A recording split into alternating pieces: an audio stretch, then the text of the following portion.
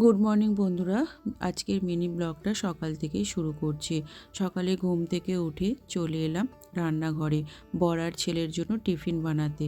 বর নিয়ে যাবে আলু সেদ্ধ মুড়ি, তাই ওর জন্য আলু সেদ্ধ বসালাম। আর ছেলে বলেছিল সে ম্যাগি নিয়ে যাবে, তাই ছেলের জন্য বসালাম ম্যাগি। ওরা বেরিয়ে যাওয়ার পর চলে এলাম গাছগুলোয় জল দিতে। কিছু ডালিয়া আর চন্দ্রমল্লিকার গাছ বসিয়েছি, সেগুলোতেই সকালবেলা একটু করে জল দিয়ে দিলাম। এখন আবার তোমাদের সাথে দেখা হচ্ছে রাত্রিবেলা। বরমশাই বলল বিরিয়ানি খাবে, কারণ আমাদের বাড়িতে তো সবাই নিরামিষ। এদিক ওদিক থেকে তো বিরিয়ানি সবসময় খাওয়া হয় না, মাঝে সাঝে আমি ওদেরকে একটু বানিয়ে দিই। আর আমার বর এই বিরিয়ানিটা খেতে কিন্তু বেশ পছন্দ করে।